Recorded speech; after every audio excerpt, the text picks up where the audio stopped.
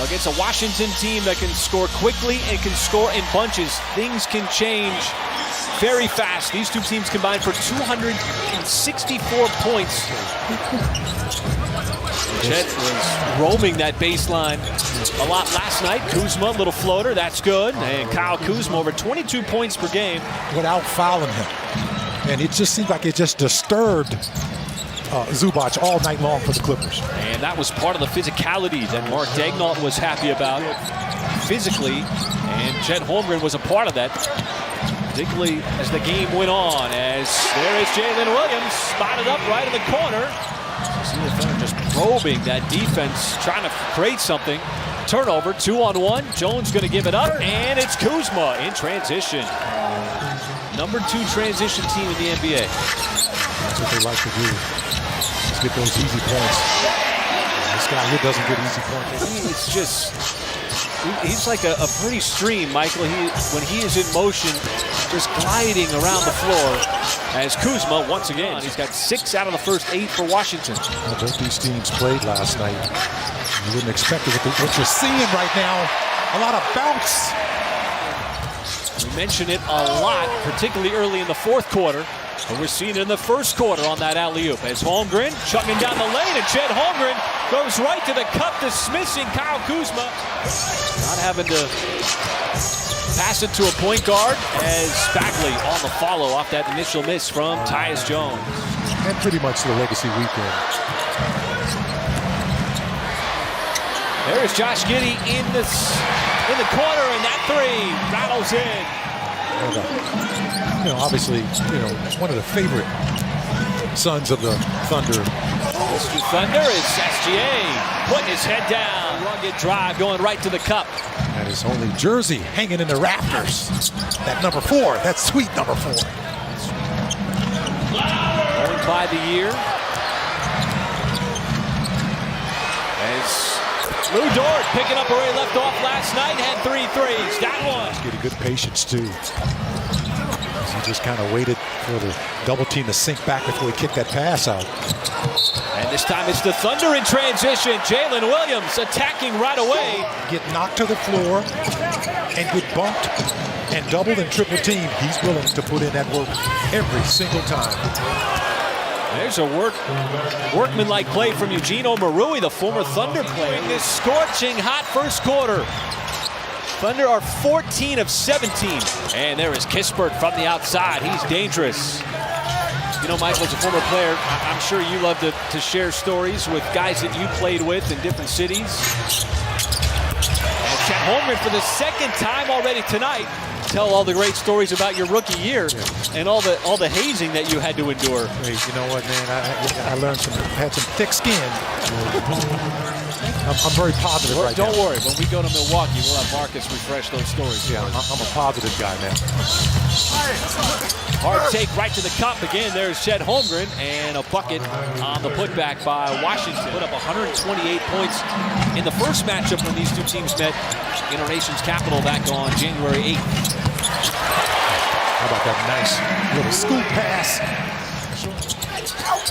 And Jordan Poole might have lost his balance. Bagley there. Another block by Chet Holmgren. He had 3 last night. Bagley got fouled, and that one spins home.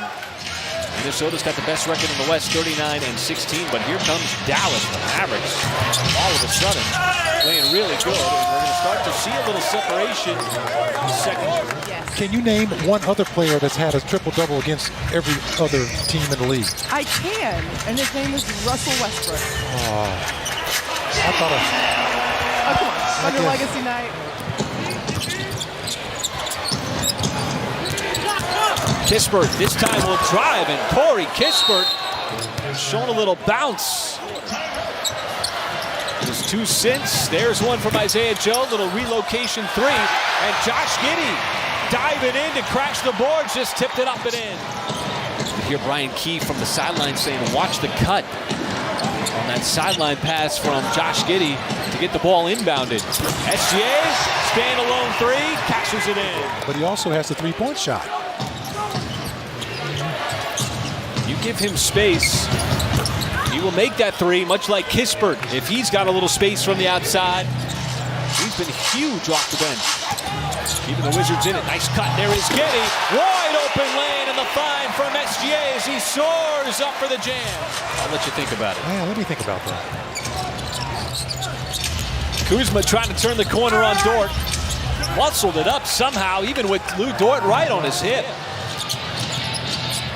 Kuzma, just a skilled scorer, knows what to do. Holmgren once again. That's the second alley-oop of the game. This one with authority. Key to holding Washington to just 5 made threes in this game. And he said the biggest key has been transition defense. Washington really likes to play fast, get out. All right, thank you, Paris. And to Paris's point, Washington had just 5 threes. And all of a sudden, that's 2 threes back-to-back. One from Tyus Jones and one from Kyle Kuzma. Remember that, gosh, absolutely. Could have ended the game. Instead, they went into overtime and lost. There is Chet Holmgren. Chet already with 21 points here. As Bagley feathers it up and in. This is, man, you just come in, you try to figure the game out, and there's a lot going on. Oh, Josh just staying with it on that play. Shamet trying to keep Shea in front of him. Extra pass over to Dort. Open 3, and that corner 3. It's the bottom of the net. He's shooting, not known for his offense.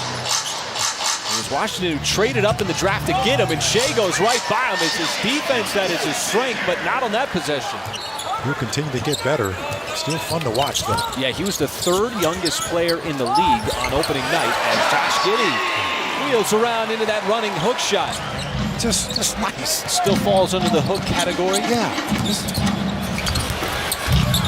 And deliberately missed the initial shot, and there's a putback and a foul. But he didn't have the same signature shot that Kareem had. He could just beat you a million different ways. Think about some of the top scorers. LeBron doesn't have a signature shot. The kind of minutes you're getting, but this has struggled incredibly. Is Isaiah Joe. He isn't struggling at all. I think it all started in that first quarter with Kendrick knocking down with those, was it 3 in a row that he hit from the corner, almost pretty much the same spot, I believe, under getting that win. That was a tough road trip. Coming off that back-to-back against the Hawks. And you had to fly down to Atlanta, you know, you were up all night. And, And so 5 more to go after tonight.